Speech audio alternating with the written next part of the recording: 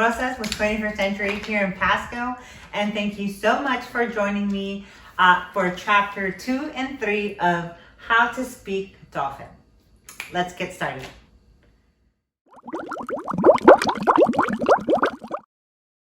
Today's objective.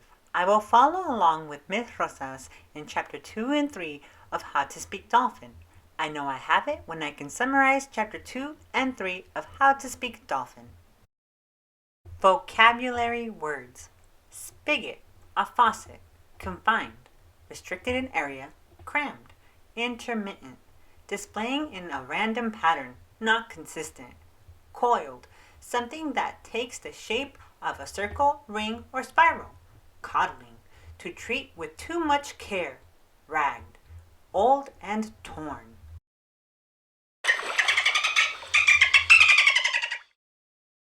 Chapter 2, Miami, Florida. Today is a day I wish I had someplace else to go, like a friend's house. But a friend would expect to be invited to my house once in a while, and there's no one I can trust not to tell others what my life is like. It's my fault. I haven't tried to make new friends since my first year at Biscayne Middle School. I'd invited a girl I just met over to swim. Mom was still alive. And when she left the room, that girl made fun of my brother. Adam's weirdness was just starting back then. The next day at school, she told everyone how the retard spent the entire time babbling and staring at his fingers, which he wiggled in front of his face, how he went stiff as a board when Mom picked him up, and screamed bloody murder when the phone rang. Today, Adam is having one of his tantrums, and I've shut myself in my room. Even with my door closed and my earphones on, I can hear his screams. By the clock on my computer, this meltdown is in its 3rd hour. I don't hear Don, my stepfather, knock, if he bothered. But I know he's opened my door because the volume of Adam's shrieks goes up. He motions, "Come on. I'm trying to do my homework." Not true, of course, but studying is the only excuse that sometimes works. "Lily, I need you to help me." "Where's what's her name?" "He hired a new nanny yesterday. She quit an hour ago." I gave her credit. She lasted a couple hours longer than the last 3. "Did you try his Dolphin movie?" I asked. Adam would watch his scratchy and sticky DVD over and over all day long if we let him. So we usually save it for meal times. If he's watching it, he's more likely to eat what gets put into his mouth. "I've tried everything." I followed Dawn to the living room, where Adam lies on his back in the soft-sided, large dog play yard Dawn bought at PetSmart. He's kicking and flailing his arms, and he's pooped his pants. Kind of like my life, the smell is awful. Don puts his hands in Adam's armpits, lifts and holds him out so he doesn't get kicked in the stomach. "Take his pants off." I almost gag at the smell. He's got poop down his arms and legs, up his back, even his hair. Stiff-armed, Don carries him into the backyard. I get the hose, which we leave coiled in the sun, so the water will be warm. Adam's voice is hoarse, but he's still crying and kicking, trying to get away. I glance at our neighbor's house and see Mrs. Walden at her kitchen window. I think she had her gardener trim her hedge just so she could spy on us. She doesn't even pretend to look away. Don holds Adam's wrists together and suspends him so only his toes touch the ground. Even though Adam loves running water, fountains, sprinklers, the kitchen faucet, he hates being washed down with the hose. When the water hits his bottom, his shrieks rise to an ear-splitting level. The nozzle drips at the point where it's connected to the hose, so I feel the temperature change to cold and release the trigger. Don wraps Adam in a towel, carries him into the house and down the hall to the bathroom. I follow. Don holds Adam pressed to his chest. one arm around his leg and the other pinning his arms to his sides as I test the water temperatures and start filling the tub. Don's eyes are closed. I think from the pain of Adam screaming in his ear, but decide it's because he's heartbroken. I was 7.5 when Mom and Don found out she was pregnant and that the baby would be a boy. Don was so over the top thrilled that Mom looked at me and said she'd wanted another girl. She was trying to make sure my feelings weren't hurt, but it made me wonder if my real father had wished a boy too. The tub is ready. I turned off the spigot, fold one of our big bath towels, and put it into the water against the back of the tub. Something soft to protect Adam's head until he stops thrashing. Don lowers him into the warm water. At first, the volume of his screams goes up like we've lowered him into boiling oil. Then he stops as suddenly as he started 3 hours ago. He begins to kick and swing his arms like he's swimming. I stay with him until he tires of taking his bath toys out of their plastic bucket and lining them up on the side of the tub, knocking them off and lining them up again. I select a towel that's been rinsed in enough fabric softener to feel slimy. Lift him out and start to pat him dry. Sometimes he lets this happen unnoticed. Other times he screams like I'm taking his skin off with sandpaper. I never know how he will react until it happens. Today he leans over the side of the tub and flicks his fingers in the water while I dry his back and legs. Can I have a hug? Adam doesn't turn or hold his arms out like other kids. If he wants a hug, he'll back into my arms and lean against me. He does that now, and I dry his belly, then his hair. Adam no longer speaks, hates to be touched, and won't look at people, including us. Mom suspected he was autistic almost 2 years ago. Then she was killed, and I figured Don was too broken up to follow through with finding real help for him. Instead, he went through a dictionary full of nannies and childcare facilities. Then last year, Adam was finally diagnosed as severely autistic. I can't help feeling sorry for Don. He's a doctor, but he can't help his son. His specialty is oncology.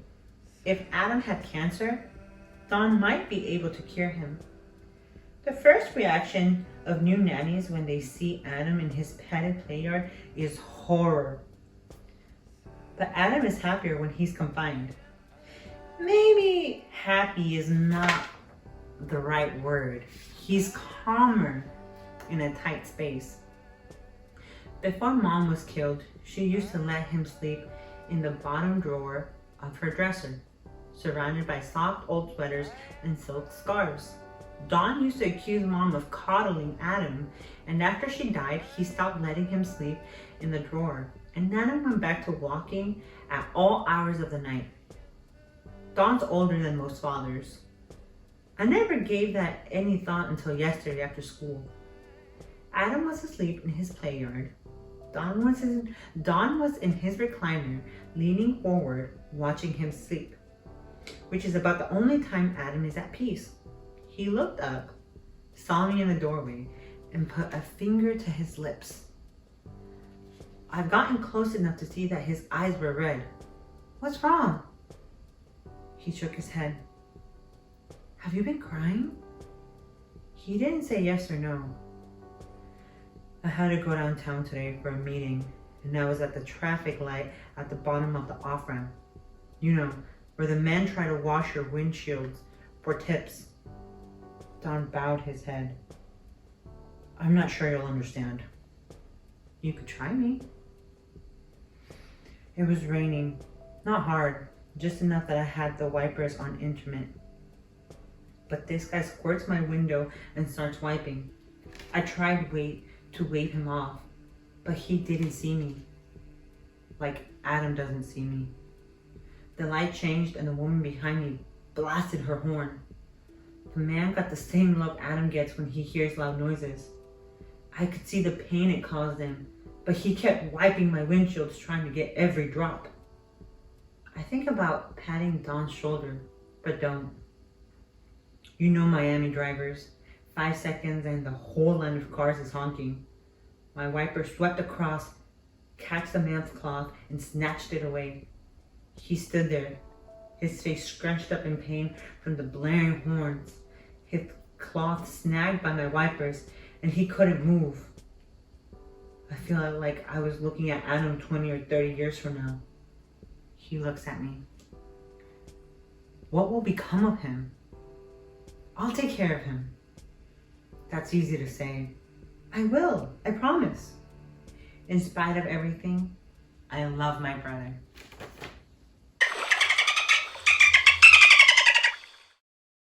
Chapter 3.